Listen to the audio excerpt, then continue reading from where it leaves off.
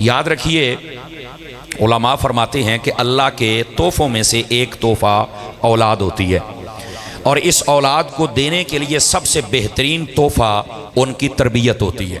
हदीस शरीफ में ये फरमाया कि कोई वालिद अपनी औलाद को इससे बेहतरीन तोहफ़ा दे ही नहीं सकता कि वो अपनी औलाद की अच्छी तरबियत कर दे। ये सिहा में हदीस शरीफ मौजूद है। तो इस वास्ते ये जो तरबियत है ये बहुत ज़रूरी है। माहिरीन कहते हैं कि जो तालीम होती है उसके साथ बंदे के पास मालूमात आ जाती है, इन्फॉर्मेशन का एक ज़ख़ीरा इकट्ठा हो जाता है। लेकिन जो तरबियत होती है उसके साथ उसमें निखार पैदा होता है, और उसको पता चलता है तरबियत के बाद कि मैंने जो तालीम हासिल की है इसको अप्लाई कहाँ करना है, इसको मैंने इस्तेमाल कहाँ करना है और इस्तेमाल कैसे करना है। ये तालीम और तरबियत का फ़र्क होता है। आप ऐसे ही समझें कि तालीम का मतलब ये है कि आपको वो पहाड़ मिल गया जिसमें सोना है, लेकिन तरबियत आपको वो मैदान मिलता है कि वो सोने को कुंदन बना के किसी गले का जेवर बना देता है। तो इस वास्ते तालीम का एक अपना मेयार है और मोराल है, और जो तरबियत है इसका एक अपना मोराल है और इसका एक अपना हिस्सा है। लेकिन उलमा फरमाते हैं, ये बात सुनने वाली है, तालीम से बस औकात शोर पैदा हो जाता है। बहुत ज़्यादा तालीम का जोर आ जाए ना, हमने पढ़ा भी है, 3 साल मैंने पढ़ाया भी है, अब भी गाहे गाहे तलबा से मेरी मुलाकात रहती है, तो ये 2-4 ज़रा पढ़ जाए ना क्लासें और सीगे, तो ये हमारी तकरीर कम सुनते हैं, बीच में से सीगे और लफ्ज़ों की गलती ज़्यादा तलाश करते हैं। ये एक अमूमी तौर पे बात होती है, जज़ाकल्लाह। तो ये जो एक इल्म का ज़ोर होता है ना, ये बस औकात ज़ोर शोर पैदा कर देता है, और जो तरबियत होती है वो इस सारे मामले के अंदर से, यकीन फरमाएं, शोर के अंदर एक लफ्ज़ का इजाफा कर देती, और वो है आइन। पहले शोर था, अब आइन आ गई तो उसने शऊर पैदा कर दिया। तो ये जो तरबियत है ये शऊर का नाम है। तो इस वास्ते तरबियत इंतहाई ज़रूरी चीज़ है। आप इस बात से अंदाज़ा करें, ये तो हमारा मुल्क है कि इसमें बच्चा अभी तकरीबन 6, 7, 8 किलो का या 10 किलो का होता है, और इसका बस्ता 12 किलो का होता है, और ये उठा के स्कूल जा रहा होता है। आप अगर गूगल सर्चर भी बैठे, आप सर्च करके देखें, जितने यूरोप कंट्रीज़ हैं उनके अंदर पहले 7 साल तक बच्चे को बस्ता उठाने की इजाज़त ही नहीं होती। वो स्कूल जाते हैं लेकिन पढ़ते नहीं। वहाँ पर क्या है, उनकी तरबियत की जाती है। वहाँ पर बाकायदा तौर पर इनको बताया जाता है कि तुमने बैठना कैसे है, उठना कैसे है, लेटना कैसे है। जानबूझकर 2-4 बच्चों को गिरा देते हैं कि तुमने इनको उठाना कैसे है, इनकी हेल्प कैसे करनी, इनको पानी मांगे तो कैसे पेश करना है। 7 साल का उनकी तरबियत होती है। फिर कहते हैं वो साइंसदान बन जाते हैं। तो सानू घर दे विच ही ABC सिखा के फिर स्कूले कढ़िया जाता है। तो इत्थे तो कुट के बच्चे का वो हाल होता है कि इन्हें की बनना बड़े हो के। मतलब इसकी जो परवाज वाले पर हैं वो पहले ही हम काट चुके होते हैं। तो आप इस्लामी नुक्ता नज़र से देखें तो वो यही बात है, बच्चे की सबसे पहले तरबियत पर जोर दें। और सैयदी आला हज़रत साहब रहमतुल्लाह ताला अलैह, आपसे ना फतावा रज़िया में एक सवाल हुआ। सवाल ये था कि माँ बाप के हुकूक तो सारे बयान करते हैं और सबको पता कि ये माँ बाप के हुकूक हैं, आप ये बताएं औलाद के भी कोई हुकूक हैं जो माँ बाप ने पूरे करने हैं। ये आला हज़रत से सवाल था। सैयदी आला हज़रत पे सदके जाऊँ, वर्के 8 ही लिखे ने तो कड वट दिते हैं। तकरीबन 90 के करीब आला हज़रत साहब ने हुकूक बयान फरमाए, 90 के करीब। और बात कहाँ से शुरू की, फरमाया जो औलाद के हुकूक माँ बाप ने पूरे करने हैं, पहला हक ये है कि उनके लिए अच्छी माँ का इंतखाब किया जाए। अच्छी माँ का, नेक साले माँ का इंतखाब किया जाए, किरदार की अच्छी माँ हो, ताकि वो अच्छी नस्ल भी मुहैया करे। और कल को बच्चे गली में जब चले तो उनको ताना ना मिले जानने आ तेरी माँ नो, ये ताना ना मिले, वो सर उठा के चलने वाले हो। आप देख लें, मुफ्ती साहब फरमा रहे थे हुज़ूर गौसे पाक की बात, हजरत बख्तियार काकी की बात, आप उनकी माओं को देखें ना, ये फैज़ कहाँ से उन तक पहुँचा है, माओं की वजह से पहुँचा है। तो इस वास्ते अच्छी माँ का इंतखाब किया जाए। और दूसरे नंबर पर फरमाया उनके लिए सारी ज़िंदगी हलाल खाने का इंतज़ाम किया जाए, हराम से हमेशा बचाया जाए। फिर उनकी सब्र पर तलकीन की जाए। बल्कि यहाँ तक फरमाया कि जब औरत उम्मीद से हो जाए तो शौहर का हक बनता है खुद भी पाबंदी करे, और औरत को भी कहे रोज़ाना कुरान भी पढ़, नमाजें भी पढ़। इसका असर भी बच्चे पे होता है, ये औलाद के हुकूक में से है। और उसके बाद उनकी निगहदाश्त, फरमाया बच्चा पैदा हो जाए तो उसका अच्छा नाम रखे, उसका अकीका करे, उसका सर मुंडवाए, और उसके बाद फरमाया कि उसको अच्छी गोद में डाले। समझ आ रही है ना जी। और औरत से कहे कि जितनी देर बच्चे को दूध पिलाना है 2 काम कम अज कम करे, या बावुजू, और बावुजू नहीं तो कम अज कम दुरूद पढ़ती रहे। ये औलाद के हक हैं जो हमने पूरे करने। सईदी आला हज़रत साहब रहमतुल्लाह अलैह फरमाते अच्छा नाम रखना ये भी औलाद का हक है। सैयदना फारूक आज़म के ज़माने में एक शख्स आया, उसने कहा जी मेरे मुंडे ने मैनू मारे है तो एनू ज़रा फड़ो। हज़रत फारूक आज़म ने फरमाया ठीक है मारा है ये पूछा जाएगा, लेकिन जब तक सबब ना मिले तो उमर मार नहीं सकता। तो आपने बच्चे को तलब किया, हाँ भैया तेरा प्यो है? उन्हें आख्या अब्बा जी ने। क्यों मारे है? उन्हें आख्या सरकार इतनी सख्ती आप क्यों कर रहे हैं? तो आपने फरमाया तुहानू कोई नहीं पता कि माँ बाप का कोई हक है? वो देसी जिहा बंदा सी ते सड़िया जमाने का फिरदा सी। उन्हें आख्या माँ बाप का भी कोई हक है या कोई साडा भी है? ये बात सुनने वाली है। तो जाहिर सी बात है बंदा जब जमाने में निकलता है तो बहुत सारी चीज़ों का पता चलता है। तो कहा जी आपका भी है तो इनका भी है। उन्होंने कहा हजरत मेरे ऊपर जो हक है मुझे बतलाइए, मैं आज के बाद कोताही नहीं करूंगा। तो फरमाया तेनू कोई नहीं पता? फरमाया ये मेरे अब्बा जी बैठे, आप हक बयान कर दें, अगर इसने मुझे एक भी दिया है तो मुझे अभी सजा दे दें, और अगर नहीं दिया तो मुझे हक दो तो सही ना। समझ आ रही है? ये हजरत फारूक आज़म के ज़माने की बात है। तो आपने उस बोड़े की तरफ तवज्जो की, आपने फरमाया तू तो कहता है इसने मुझे मारा है, हालांकि तेरी औलाद का पहला हक ये था कि अच्छी माँ का इंतखाब करे। तो बच्चा रो के खड़ा हो गया, उसने कहा पूछो मेरे बाप से इसने अच्छी माँ का इंतखाब किया। ये एक नाचने वाली पर फिदा हो गया था और उसी के साथ ब्याह। मैं ओदे विचों जमया जड़ी नचण वाली है, दसो मैं की करा? मुझे तो जमाने वाले ताने देते हैं। दूसरा हक अच्छा नाम रखो, पर मैं पूछो मेरे प्यो ने नाम की रखे? मेरा चमगाडर नाम रखा हुआ था, कहता ये मेरा हक है। सज्जू खब्बू बिल्लू ये नाम नहीं रखने चाहिए, अच्छे नाम रखो। नामों का भी असर होता है। और फिर आपने फरमाया इसके बाद, फरमाया जब होश बच्चा आ जाए तो उसको दीन सिखाना चाहिए, बच्चे का हक है। फरमाया पूछो मेरे बाप से इसने एक चीज मुझे सिखाई है जो मैंने इस पर अप्लाई किया। वो क्या? कहा मैं बकरियां ऊँट चराता था और एक दिन मैंने कहा अब्बा जी है बकरियां दा ते ऊँटा दा की करना है? उसने कहा जी फुला इलाके में चराएगा तो दूध ज्यादा, फुला इलाके में चराएगा तो ये जो इनका गोश्त बढ़ जाएगा, फरबा हो जाएंगे। और उसने कहा ये बकरियां ते भेडां ते ऊँट कदी कदी आपस च लड़ पैंदे ने, टकरा मार देने, इन्हां दा की करा? फरमाया पुत्र 2 सोटे ओनू मार, 2 ओनू मार, सारे सीधे हो जाएंगे। उसने कहा लो जी ऐ मेरे अब्बे ने मैनू सिखाया है। मैं जब पिछले हफ्ते घर आया तो अम्मी अब्बा लड़ते पे सन ते कायदा कानून मेरे जेह नहीं सी भी लड़न वाले सीधा किवें करीदा है, तो मैं फिर वरत्या है। तवज्जो कर रहे हैं आप हजरात? ये हजरत फारूक आज़म के ज़माने की बात है भाईजान। तो इस वास्ते ये तरबियत करना औलाद की ज़रूरी है। हजरत फारूक आज़म रो पड़े, फरमाया बूढ़े शुक्र कर तेरे बच्चे ने तुझे कत्ल नहीं किया, इसने अभी तुरे इसका हक अदा करो। तो औलाद का हक है इनकी तरबियत करना, हलाल खिलाना और इनका अच्छा नाम रखना। बल्कि नबी पाक अलैहिस्सलाम ने इरशाद फरमाया इफ्ताहू सिबियानकुम बिअव्वल कलिमतिन ला इलाहा इल्लल्लाह। फरमाया तुम्हारा बच्चा जब जबान खोले तो सबसे पहले उसकी जबान से ला इलाहा इल्लल्लाह निकलना चाहिए, उसकी जबान से अल्लाह का लफ्ज निकलना चाहिए। ये तरबियत, ये आला हज़रत साहब ने भी इस बात को लिखा और ये वैसे तरबियत का भी हिस्सा है। और फिर सैयदी आला साहब रहमतुल्लाह अलैह फरमाते हैं इस बच्चे की तरबियत करने के साथ साथ इसको दीन सिखाए, और दीन सिखाने के बाद फरमाया कंजूसी से काम ना ले, हफ्ते में कम अज कम 1 मरतबा गोश्त खिलाए। समझ आई? फरमाया इनकी खुशी पर इनको शाबाश दे, और जब गलती हो तो उस गलती का तयन करने के बाद सजा दे, लेकिन सजा में कभी भी चेहरे पर कुछ ना मारे, इतनी सख्त सजा ना दे कि हड्डियां तोड़ दे। और फरमाया कि ज्यादा बेहतर है कि अपनी आंख से समझाए। ये हकूक बयान हो रहे हैं जो औलाद के हमने अदा करने। आला हज़रत साहब रहमतुल्लाह अलैह लिखे ये तरबियत का हिस्सा है। बल्कि नबी पाक सल्लल्लाहु अलैहि वसल्लम की तालीम, दीन की ये तालीम है। नबी पाक अलैहिस्सलाम ने शोबुल ईमान शरीफ में हदीस है, आका करीम अलैहिस्सलाम ने इरशाद फरमाया तुम्हारा जो कोड़ा है ये अपने घर की नुमाया जगह पर लटका रहना चाहिए। और फारूक आज़म पूछा करते थे कि तुम्हारे घर के अंदर कोड़ा लटक रहा है तो इसका क्या? ये कोड़ा एक सजा देने का आला है, उसके साथ सजा दी जाती है। पहले ज़मानों के अंदर, अरब के अंदर आज भी राइज है ये कोड़ा। तो कहा कि इसका क्या फ़ायदा होगा? तो फरमाया कोड़ा घर में लटकाने के बाद कह दिया करो कि ये तुम्हारी तरबियत के लिए और हुस्न अदब के लिए हमने लटकाया है। हम तुम्हारे लिए कमाते हैं, बाहर जाते हैं, 100 सज्जन 100 दुश्मन बनाते हैं, लेकिन इसका यह मतलब नहीं कि हमें उसके बदले में जो तुम दे रहे हो वो बेअदबी और बदतमीजी की सूरत में। अगर तुमने हमारी इज्जत और एहतराम किया, दीन का किया, तो आपको सब कुछ मिलेगा, वरना फिर आपकी खुराक कोड़े से पूरी की जाएगी। समझ आई? कोड़ा नुमाया जगह पे घर पे लटकता रहना चाहिए।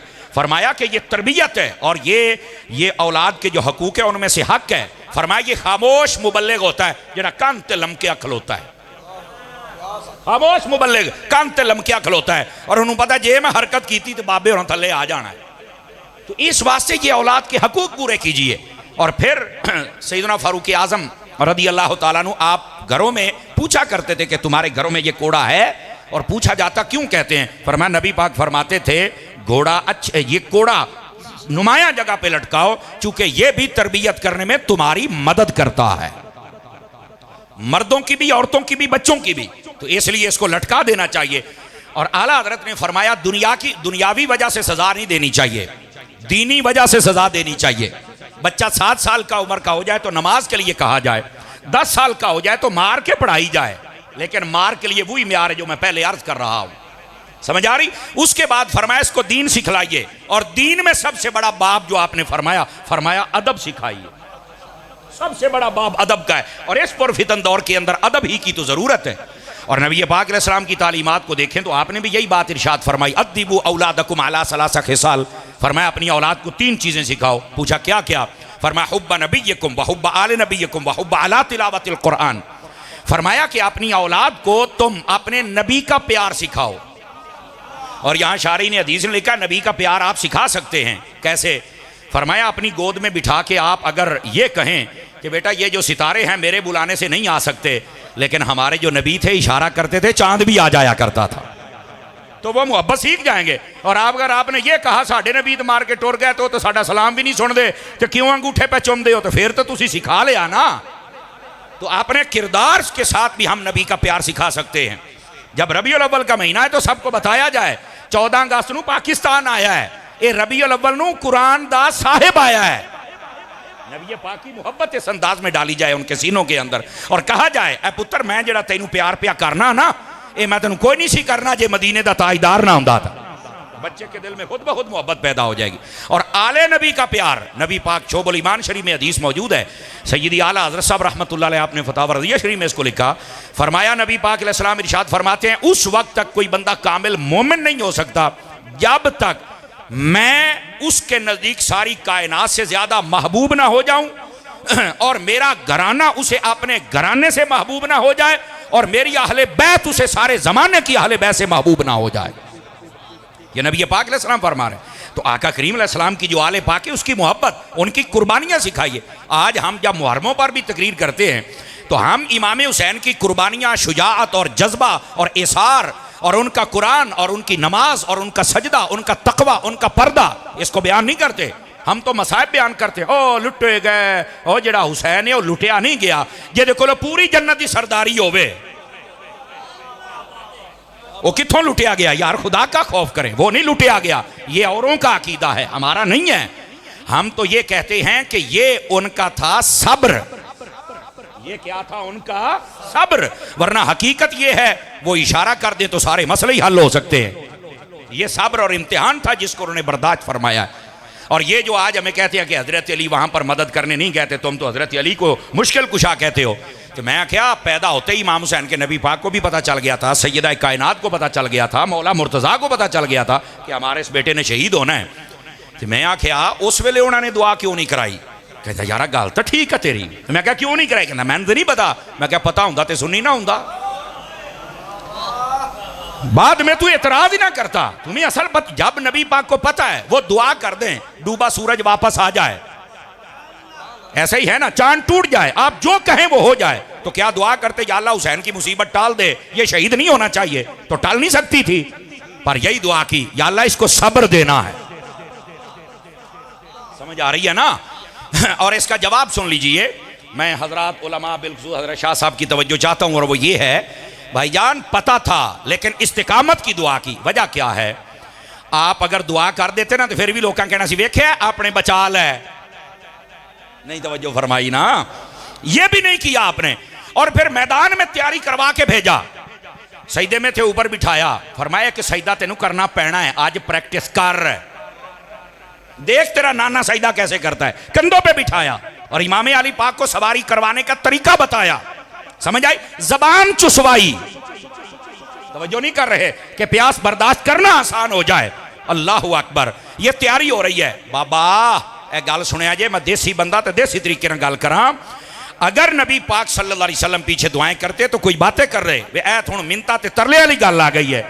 भाईजान जिनका बच्चा नालायक होता है, तवज्जो फरमाएंगे मेरी तरफ, जिनका बच्चा नालायक होता है वो पिछों सिफारिशां लब देने जे किसी तरह ये इम्तिहान चो पास हो जाए ते इहनूं होवे भी कुछ ना।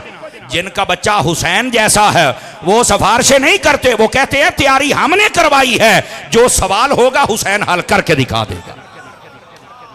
तो इस तरह आले रसूल का प्यार, उनकी कुर्बानी, उनकी शुजात, उनकी बहादुरी, उनका जज्बा ये बयान किया जाए ताकि पता चले आले रसूल क्या हैं। तवज्जो है ना हजरात। और फिर नबी पाक सल्लल्लाहु अलैहि वसल्लम आपका जो कुरान मजीद है इसकी मोहब्बत लोगों के सीनों और दिलों में डाली जाए। अब मैंने ना एक जगह तकरीर की, आपको पता है हर को 2-4 महीने तो बाद कोई ना कोई बदनसीब मेरे गाटे फिट हो जाता है।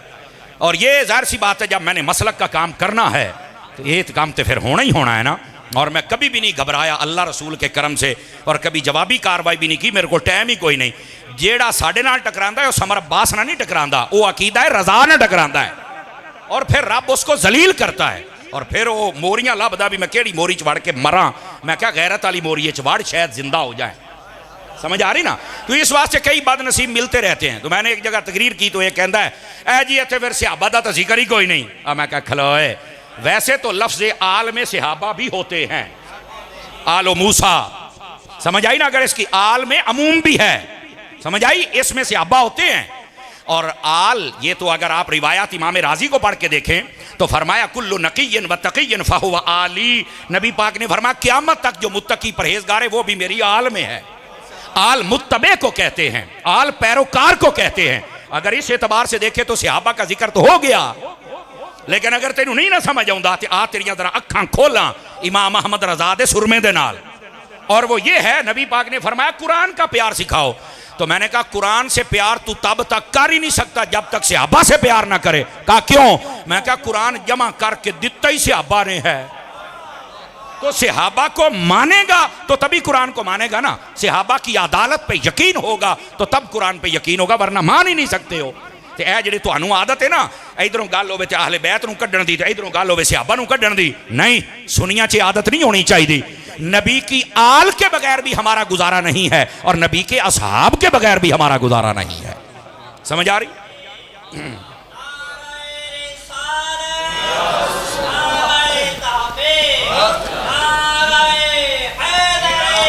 तवज्जो है हजरात आपकी? तो जरा इस बात को आप समझने की कोशिश करें। तो नबी पाक अलैहिस्सलाम यूं तरबियत फरमाते हैं। बल्कि आका करीम अलैहिस्सलाम आपके पास ना एक बच्चा लाया गया, तवज्जो है, अबू दाऊद शरीफ में है, रिवायत मौजूद है। एक बच्चा लाया गया कि ए बच्चा ना किसी के हथी नहीं चढ़ता, तो ये ना खजूरां नूं वट्टे मारदा है, तो पक्कियां खजूरां सिट के खांदा है। नहीं तवज्जो फरमा रहे। वो नबी पाक के सामने पेश किया गया। अब नबी पाक सल्लल्लाहु अलैहि वसल्लम का अंदाज़े तरबियत देखिए। आपने करीब किया, सर अक़दस पे उस सर पर हाथ फेरा और उन्होंने फरमान लगे। अब ये बात सुन लीजिए ज़रा, मसला भी है आपके लिए। फरमाया पुत वट्टा मार के ना थले सिटिया कर, जड़ियां थले पईयां होंदियां ने वो खा लिया कर, तुहाडे वास्ते इन्नियां ही काफ़ी ने, ए थले वालियां खा लिया कर। यहां पर मसला भी सुन लें, नीचे गिरी हुई खजूरें बच्चा खा ले तो खैर है, वड्डे जानबूझ के ना खाएं। नहीं तवज्जो फरमा रहे। बड़ों के लिए मसला और होता है, ये बच्चों का मसला है। और बच्चा अगर कोई चीज़ आपकी दुकान से या मूंगफली चौक के खा ले तो फिर कुटिया मारिया भी ना करो। हाँ बच्चा है ना, तो यहाँ फरमाया वट्टा मार के ना सिट्टी ते जड़ी थल्ले डिगी हो चौक के खा जाए। अब नबी पाक ने ये कह के ना इंज करके वेख के हजूर ने फरमाया या अल्लाह तू इसका पेट नहीं भर देता। ऐनी कहण दी देर सी वो बच्चा थल्ले डिगिया भी नहीं सी खांदा। किसने पूछा की होया है? फरमाया मालका ने ढिड्डी इंज दा भरिया है ना, मैनू भुख लगदी कोई नहीं। तो आका करीम अलैहिस्सलाम ये तरबियत, अल्लाह अकबर। हजरत अमर बिन अबी सलमा रजी अल्लाह तआला अन्हु, आप छोटे बच्चे थे और नबी पाक सल्लल्लाहु अलैहि वसल्लम छोटे बच्चों को ना साथ बिठा के खाना खिलाते थे और आप तरबियत करते। आप फरमाते हैं या गुलाम सम्मिल्लाह, ए छोटे बच्चे जरा बिस्मिल्लाह पढ़ ना, पहले तरबियत हो रही है। और उसके बाद फरमाते हैं कुल मिम्मा यलीक, फरमाया जेड़ा तेरे नजदीक खाना है वो, ये नहीं कि ओ बोटी इधर लेके आनी, नहीं, फरमाया करीब से खाना खा। वकुल मिम्मा यलीक, और फरमाया बिल्कुल करीब वाला खाना तू खा। समझ आ रही है? ये नबी पाक अलैहिस्सलाम आप तरबियत फरमाते हैं। तो ये जो तरबियत औलाद है, यकीन करें ये इतना बड़ा बाब है। अगर हम इसमें कामयाब हो जाएं तो हमारी आधी टेंशनें हमारे घर से वैसे ही ख़त्म हो जाती हैं। और आजकल हमने एक सौखा तरीका रखा हुआ तरबियत का, बच्चा नहीं मानता, गाल नहीं मानता, मोबाइल दे दो, रोंदा है मोबाइल दे दो, और उडी इब्दा हजरत मोबाइल दिंदे ही चुप, बिल्कुल साइलेंट हो जाता है। जबकि हमारे बुजुर्गों की ये तालीम नहीं है। ये मोबाइल जब से आया है ना, इसने यकीन करो आधे बच्चे वैसे अगवा कर लिए हैं। तो इस वास्ते इन चीज़ों पर तवज्जो करना ये हमारे लिए इंतहाई ज़रूरी है। और सूफिया ने यहाँ पर एक बात कही है, चूँकि हमारे दरमियान भी सियालवी साहब किबला बैठे हैं, हमारे बड़े मोहब्बत वाले, और दीगर जितने उलमा तशरीफ़ फरमा हैं, हम सूफिया के मानने वाले हैं। और हुजूर पीर सियाल लाजपाल वो कैसे सूफ़ी, कैसा अदब करते अपने पीर खाने का, कि जब पीर खाने ने कहा कि कोई कुत्ते दे दे हमें रखवाली के लिए, तो आपने और अपने बच्चों के गले के अंदर पटे डाल के चले गए कि हम ही हैं और इस दर की रखवाली करेंगे। यार क्या अदब है। सूफिया कहते हैं अपने बच्चे को सखी खुद बनाया करो। तो पूछा कि हम कैसे बनाएं सखी भाई? फरमाया कि जब कोई बार फकीर सदा लगाए ना, तो 10 रुपये बच्चे नूं दे के ना उन्होंने कहना पुत्र ए अल्लाह दी राह ते दे के आ, तो जो अल्लाह दी राह ते देवे अल्लाह उन्होंने दिंदा है। और उसको जहन पक्का करने के लिए जब वो वापस आए ना, तो उन्होंने कहना भी आ 10 रुपये तेरा इनाम है, वेख्या तू दिता ते अल्लाह ने तेनू दे छड़िया, पहले मैं तेनू को नहीं सी देना, ये तू चंगा काम किया तो मैं तां दिता है, और मैं तुम्हारा बच्चा सखी हो जाएगा। 2-4 बारी करें वो फिर फकीर आना, तुसी सुते होने जगाना, अब 10 रुपये कट मैं देने ने, उन्होंने अपनी कमीशन का होना है, लेकिन वो सखी बन जाएगा, ये बात याद रखना। फरमाया हाँ अपने बच्चे को सुलह वाला खुद बनाएं। ये सूफिया ने लिखा है जो मैं अर्ज कर रहा हूं। तो कहा वो कैसे? फरमाया उनको बताया जाए कि हजरत अमीर मुआविया और इमाम हसन ने सुलह ही फरमाई थी, और उस सुलह का उम्मत को फायदा हुआ था। हाँ, और सुलह शैतानों को अच्छी नहीं लगती। मैं जंग में अहमदपुर शर्किया तकरीर कर रहा था, तो वो पीर आशिक हुसैन बारवी साहब की बला तशरीफ ले आए। मैं जान लगे यार मैनू एक गल दस, इतने बंदे की कहते में हजरत अमीर मुआविया इमाम हसन की सुलह हुई है, तो कई बंदे नहीं मानते। तो यार तारी साहब तेनू अल्लाह ने सलाहियत दी है, एवं 2 जुमलियां च गल जांदा जांदा जवाब दी जा। मैं आख्या इमाम हसन हुसैन ने जन्नत दे सरदार, ते सरदारां दे फैसले मिरासियां नू समझ नहीं आउंदे हुंदे। मैं कहा लो जी सलाम अलैकुम, मैं जानदा पिया ही ने, कहते जी जवाब हो गया। तो इस वास्ते जो आज भी इस फैसले को चैलेंज करने की कोशिश करते हैं ना, तो ये वो मुसल्ली और मिरासी हैं। समझ आ रही है मेरी बात की? तो इस भाई को क्या पता, तो अपने बच्चों को बताएं कि तारीख़ इस्लाम का ये हिस्सा है, सुलह हुई थी और ये उम्मत एक पेज पे जमा हो गई। और उनको बताएं अपने भाइयों को माफ़ करें। कहा वो कैसे? फरमाया उनको बताओ हज़रत यूसुफ अलैहिस्सलाम के बाकी 11 भाई थे, जिन्होंने एक अरसे तक उनके साथ बड़ा अजीब रवैया रखा, लेकिन हज़रत यूसुफ ने सबको माफ़ फरमा दिया था। तो अपने बच्चों को खुद सखी बनाएं, अपने बच्चों को खुद सुलह वाला बनाएं, अपने बच्चों को माफ़ करने वाला बनाएं, और अपने बच्चों को खुद बहादुर भी बनाएं। तो कहा वो कैसे बहादुर बनाएं बच्चे को? समझ आई? हमारे यहाँ तो बच्चे को छोटे थे, और बाहर ना निकली बहू आ गई, तो तुसी अपने बच्चे को बहादुर की बनाना जो बहू तो ही डरिया रहिंदा है। समझ आ रही ना? तो यहाँ बहादुर बनाने के लिए फरमाया जंगे बदर का वाकया पढ़ के हजरत मुअव्वज़ और माज का किस्सा सुनाया जाए कि बच्चे में भी इश्क रसूल आ जाए तो सबसे बड़े गुरु अबू जहल जैसे का भी सार उतार देते हैं। तो ये अपने बच्चों की तरबियत, ये सूफिया का लेसन है, चैप्टर है, सबक है, बाब है, जो आपकी खिदमत में मैंने अर्ज़ किया। मैं बात को आखिरी इख्तितामी हिस्से में दाखिल कर चुका, 2-3 मिनट में उम्मीद है बात खत्म हो जाएगी, और वो ये है हज़रत लुक़मान अलैहिस्सलाम। इनके बारे में नबी का कौल भी है, वली का भी है। जमहूर के नज़दीक ये नबी नहीं हैं, वली हैं, सालेह हैं, मुत्तकी हैं, परहेजगार है। बहरहाल अगर कोई नबी भी कहे तो बाज़ ऐसे इख्तलाफी मसले होते हैं, उनमें कोई माने ना माने तो सारे मुसलमान रहते हैं। बस औकात लोग ऐसे तमाशे करते, फलाने ने तुसी नहीं इदा मान देते, असी तो फला ये तेरा ईमान की है तो फला ओ बस बह जा थले। इतने बड़े बड़े मसले पे ने जनाब। समझ आ रही ना मेरी बात की? कोई किसी को नबी मानना ना मानना छोटा मसला है, किसी का ईमान मानना ना मानना तो बड़ी दूर की बात है। नबी और गैर नबी, चूंकि नबी को अगर गैर नबी समझा जाए तो तब भी बंदा दायरा इस्लाम से निकलता है, और अगर गैर नबी को नबी समझा जाए तो तब भी बंदा दायरा इस्लाम से निकलता है। लेकिन जब इख्तलाफ आ जाए तो कोई भी नहीं निकलता है। तो फिर इतनी तलखियां ना पैदा करें एक एक मौजू को लेकर। खैर बात समझिएगा ज़रा। जनाबे लुक़मान अलैहिस्सलाम, चूँकि कुरान में जिक्र है इसलिए, और तमाम मुफस्सिरीन ने यही जुमला लिखा है, मैं भी यही अर्ज़ कर रहा हूँ। आपने अपने बेटे की वसीयत तरबियत फरमाई, और अपने बेटे को क्या कहा? व इज़ क़ाल लुक़मानु लिब्निही, अपने बेटे का नाम नहीं लिया। नाम उनका या अनाम था, या मशकम था, या फिर उनका नाम सारान था। ये 3 नाम तफासिर में मिलते हैं उसके बेटे के, हजरत लुकमान के। लुकमान बिन ओनाका आपका नाम है, बड़ी हिकमत दिए गए। लेकिन आपने अपने बेटे को वह इसकाल लुकमान लिबनी ही, ए मेरे बेटे। उलमा फरमाते हैं नाम लेकर बेटे को समझाने से बेहतर है बेटा, पुत्र, प्यारा, सोना, लाल, ये कह के समझाया जाए।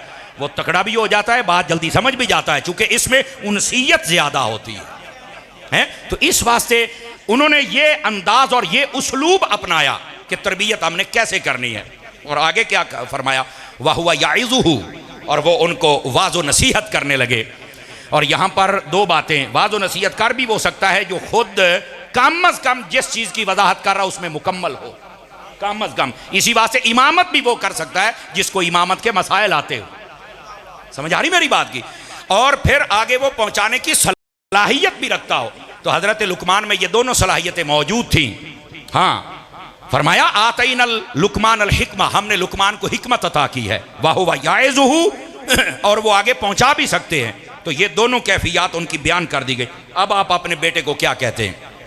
आपने फरमाया मेरे बेटे, अल्लाह के साथ किसी को शरीक ना ठहराना। सबसे पहले अकीदे की तरबियत फरमाई, सबसे पहले अकीदे की, उसके बाद आमाल की, और फिर हुकूकुल इबाद की, और फिर पड़ोसियों की आपने तरबियत फरमाई। और यहाँ पर मैं एक बात शोबुल ईमान शरीफ से एक रिवायत सुनाना चाहूँगा और फ़ायदे से खाली ना होगी। जनाब लुकमान अलैहिस्सलाम ने अपने बेटे से कहा, मेरे बेटे मैंने अपनी ज़िंदगी में बड़े बड़े वज़नी पत्थर उठाए हैं, वज़नी लकड़ियाँ भी उठाई हैं, मेहनत मैंने बहुत की है, मैंने वज़नी से वज़नी लोहा भी उठाया है, लेकिन मुझे इतनी मुशक्क़त नहीं महसूस हुई जितना गंदे पड़ोसी की मुशक्क़त और वज़न होता है। फरमाया पड़ोसी कभी गंदा ना बनाना। ये शोबुल ईमान शरीफ में रिवायत बाकायदा तौर पे मौजूद है। हजरत लुकमान अपने बेटे की तरबियत कर रहे हैं। गंदा पड़ोसी, यही वजह है इंसान की खुशनसीबियों में से ये है कि इंसान का पड़ोसी अच्छा हो, इंसान का घर कुशादा हो, इंसान की बीवी अच्छी हो और रोजगार उसके शहर में हो, तो ये इंसान की खुशनसीबियों में से है। और एक रिवायत के मुताबिक इंसान की सवारी अच्छी हो, यह भी इंसान की खुशनसीबियों में से है। तो पड़ोसी का अच्छा होना। अब जेड़ा दे गुआंढी लड़ते भिड़ते हर वेले रहिंदे ने, यकीन करो डांगो डांगी, यकीन करो उनको सुकून नहीं आता। गंदा पड़ोसी हो ना तो बस औकात बंदा सो भी नहीं सकता कि पता नहीं हुणे ने की करना है, हुण की करना है। शरीफ बंदे के लिए तो वैसे ही मसला बन जाता है। तो फरमाया मैंने बड़ी मुशक्क़तें उठाई हैं पर गंदे पड़ोसी जैसी मुशक्क़त कोई नहीं। तो फरमाया गंदा पड़ोसी नहीं होना चाहिए। इसी वास्ते आपके इल्म में होना चाहिए, साढ़े बुजुर्ग कहते हैं गंदे बंदे नाल शाला कबर भी ना होवे, कहते हैं कि नहीं कहते। और ये मैं बुखारी शरीफ से अगर आप तवज्जो करें तो एक जल्दी से नुक्ता अर्ज करूं।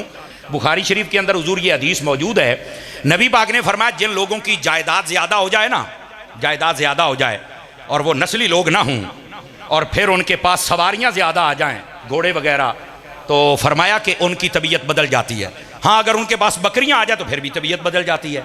तो पूछा हुजूर इसका मतलब क्या है? तो नबी पाक ने फरमाया जिनके पास जायदाद ज़्यादा हो जाए, पहले नहीं थी, तो वो बसा औकात कमीने बन जाते हैं। फिर वो ऐदते भी कब्जाते, ऐदते भी कब्जाते, ऐदते भी कब्जा। वो तैनू जो लब गई है थोड़ी च बहुता पै गया ते जार जार के खा, सारियां ते चढ़दा फिरना है, फिर अदालत च भी जलील होना है। तो जो है कि कोई नहीं है। तो ये जो कमीने लोग होते हैं ये उनकी सिफत होती है, जो कुछ लब गया तो फिर दुनिया के पीछे पै गए हैं। एक तेरा पेट है उस जगह नू काबू कर ला, हूं सारा शहर ही तेनू दे चढ़िए। नहीं तवज्जो फरमा रहे आप हज़रात। तो ये गंदी सिफत लोगों के अंदर होती है, ये नबी पाक ने फरमाया उनमें तकब्बुर पैदा हो जाता है। फिर वो एवं चलता फिरदा 6-5 साढ़े 5 फुट का फिरौन बनया फिरदा होंदा है, यकीन करो। और फिर दूसरी बात नबी पाक ने फरमाया जिनके पास घोड़े हों, सवारियां आ जाएं, उनके पास भी तकब्बुर पैदा हो जाता है। लेकिन फरमाया बकरियां हों उसके पास तो फिर उसकी तबीयत में तकब्बुर नहीं आजिज़ी पैदा हो जाती है।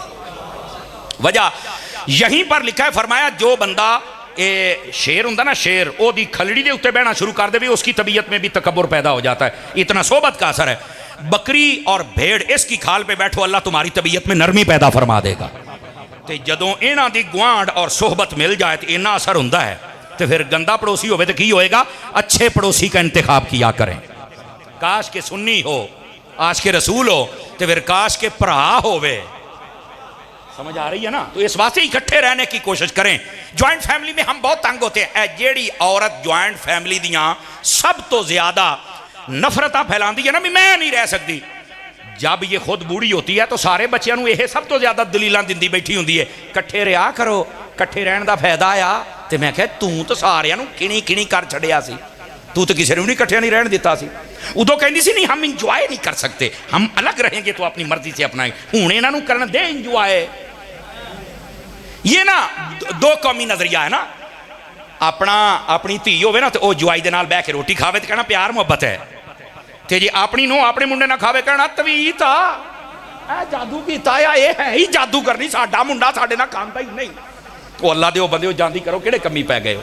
तो ये नहीं होना चाहिए। तो ये जो गंदा पड़ोसी है, फिर उसने अपने बेटे को दूसरी वसीयत की, तवज्जो है हजरात। उसने कहा बेटे मैंने बड़ी बड़ी कड़वी चीज़ें खाई हैं, देखी हैं, सुनी हैं, लेकिन फरमाया गरीबी से कड़वी चीज़ कोई नहीं है। इतना खलाल कमाते रहना कि तुझे किसी के सामने हाथ ना फैलाने पड़े। आप पूछो है ना भरावां जिन्होंने किसी को उधार लेना पैंदा है, या जब इसकी जेब खाली होती है तो फिर क्या गुजरती है। तो गिरामी कदर हजरात इस वास्ते ना हलाल कमाएं हलाल खाएं, जुगाड़िए बन के ना रहो बे टोची लावांगे किधरों किधरों आज ना, ऐसा नहीं। हलाल कमा के हलाल खाएं, अल्लाह ताला उसको बरकत अता फरमा देता है। समझ आए। और तीन चीज़ों में बरकत बहुत ज़्यादा है, लकड़ी बकरी कपड़ा, तीन चीज़ों में बहुत ज़्यादा बरकत है। कम करके देख लो, खैर ही खैर तो बरकत ही बरकत हो जाएगी। अब ये दूसरी बात, तो फ़कीरी से पनाह मांगनी चाहिए। अच्छा बस औकात यहाँ एक रिवायत बयान करते हैं, अल फ़क्र फ़खरी, नबी पाक ने फरमाया फ़क्र मेरा फ़ख्र है। तो मेरी जान इस फ़क्र का मतलब ये है ही नहीं जो तुम बयान करते हो, गरीबी नहीं है, ना ना ना ना। इस फ़क्र से दो चीज़ें मुराद हैं। ये तफसीर रूहुल बयान के अंदर सूरतुल हश्र की तफसीर में ये बात लिखी है। फरमाया इस फ़क्र से मुराद ये है कि बंदे के पास इखलास ना रहे। इसका मतलब ये है कि बंदे के पास एसार ना रहे, बंदे के पास दीन पर मर मिटने का जज्बा ना रहे, और बंदे के अंदर इंतकाम आ जाए और बंदा लड़ाई झगड़े वाला बन जाए। तो फरमाया ये दो चीज़ें यानी ज़ाहिरी और बातनी, इसार इखलास और इसके बाद इंतकाम और ये दीनदारी पर मर मरने के, ये दो चीज़ें जब आ जाए तो समझो ये फ़कीर हो गया है। इसके अंदर से इखलास चला गया है, इसके अंदर से इसार चला गया है, और ये लड़ाई और झगड़े वाला बन गया है, ये गलत बंदा है। और फरमाया असल फ़क्र का मतलब ये है कि बंदे के दिल से दुनिया की मोहब्बत निकल जाए, हर वक्त अल्लाह की मोहब्बत उसके दिल में रहे। ये नबी पाक ने फरमाया है कि कल्ब खाली हो दुनिया की मोहब्बत से, अल्लाह की मोहब्बत में भरा रहे, तो ये फ़क्र है जो दुनिया से दूर करके रब की रहमत के करीब कर दे। तो ये फ़क्र है, इसको कबूल कीजिए। तीसरी बात, हज़रत लुकमान अपने बेटे को कहते हैं पुत्र शादियां ते ना जामी, जनाजियां ते जामी। ये तीसरी नसीहत की जा रही है। उन्होंने कहा क्यों? फरमाया शादियों पे जाएगा तो तू गाफिल हो जाएगा, ना चाहते हुए भी तुझसे कुछ ना कुछ हो जाएगा। ए तेरे दोस्तां सजना रिश्तेदार करवा लेना है, और जब तू जनाजे पे जाएगा तो तेरे अंदर खौफ खुदा पैदा हो जाएगा। तीसरी बात भी सुनिए। चौथी बात सुनिएगा। फरमाया मेरे बेटे जब तू एक मरतबा रोटी खा लेना, ए गल सुने जरा, एक बारी खा ले, दोबारा कभी रोटी ना खाना, उससे बेहतर है किसी कुत्ते को डाल देना। उन्होंने कहा हजूर कुत्ते नू पानी ज़रूरी है? फरमाया ये गैरत जगाने के लिए कह रहा हूँ, वैसे इंसान को भी खिलाई जा सकती है। तो इनसे वो हज़रात ज़रा गौर करें, एक मसीत होंदी तो दूई ते कब्जा करन दौड़ पैंदे हो, एक प्लाट होंदा तो नाल वाले ते कब्जा करन दौड़ पैंदे हो हैं। इत्थे फरमाया तेरा पेट भरिया ते रोटी भी ना खाई, किसी कुत्ते नू पा दें, ते तू दुआं दी मसीतां ते कब्जे करन टुर पिया, तू दुआं दे प्लाटां ते कब्जे करन टुर पिया। को गैरत होनी चाहिए। जिसने दीन पढ़ा नहीं उस जाहिल को क्या पता कि मैं क्या कर रहा हूँ। इसी वास्ते वो जहालत करते हैं ना। तो हजरत लुकमान अपने बेटे को कहते हो किसी और नू खिला। उसका मतलब क्या है? जितना खिलाता जाएगा उतना ही रब और अता फरमाता जाएगा। समझ आ रही मेरी बात की? ये हजरत लुकमान ने अपने बेटे को नसीहत और वसीयत फरमाई, और ये तरबियत के लिए बड़े ज़रूरी उसूल हैं, और उम्मीद है आप याद रखेंगे तो आपको भी बहुत फ़ायदा होगा। अल्लाह करीम हम सब की आज की हाज़री कबूल फरमाए, और हमारे अजीज़म बेटे सादुल हुसैन साहिब, अल्लाह करीम हमारे इस अजीज़ बेटे को खैर बरकत नसीब फरमाए, आलिम बाअमल बनाए, अपने बाप और दादा के नक्शे कदम पे चलाए, बल्कि हुजूर पीर सियाल लजपाल का खादिम सही बनाए, और उनकी तालीबात का नाशिर व फैज़ान इनको अता फरमा दे। और जितने उलमा मशाइख ने शिरकत फरमाई, अवाम अहले सुन्नत ने मुहब्बतें फरमाई, मैं देख रहा हूँ महल्ले के कई समझदार चौधरी किस्म के बंदे वो भी इस महफिल को देख रहे हैं और मेहमानों को बिठा रहे हैं। तुमने इस आलिम की इज़्ज़त की है, अल्लाह तुम्हारी इज़्ज़त में बरकत अता फरमाएगा। और इसी तरह महल्ले वालों तुम्हें शाबाश हो। अरसा दराज से कारी साहब यहाँ खिदमत सर अंजाम दे रहे हैं, और आपकी इनके साथ मुहब्बतें हम देख भी रहे हैं, सुन भी रहे हैं। तो आज मैं अखीं वेखदा पिया कई समझदार सियाने चौधरी किस्म के लोग मैं वेखदा पिया मेहमानों को बिठा रहे हैं, दरियाँ विछा रहे हैं और पानी तो रोटी का इंतज़ाम करते पे ने। मुझे बड़ी खुशी हुई है। और उलमा फरमाते हैं कि जो हलाली खून होता है ना, वो अपने आलिम की इज्जत ज़रूर करता है। तुमने हमारे कारी सखी साहब की इज्जत की, अल्लाह तुम्हें सखी बनाएगा और अल्लाह इनकी औलाद को सखी बनाए। और कारी साहब भी बड़े बाखलाक है माशाल्लाह, अकीदे उसूल के पक्के हैं। कोई अपना छुटता है छुट जाए, सानू टेंशन ही कोई नहीं, मिजाज ये होना चाहिए। लेकिन जो मोहब्बत वाले हैं वो जब भी आते हैं उनसे बड़ी मोहब्बत और प्यार और खंदा पेशानी से मिलते हैं। अल्लाह ताला इस अहले मोहल्ला की मोहब्बतें कारी साहब के साथ और कारी साहब की मोहब्बतें अहले मोहल्ला के साथ वाबस्ता फरमाए, मज़ीद बरकत दे।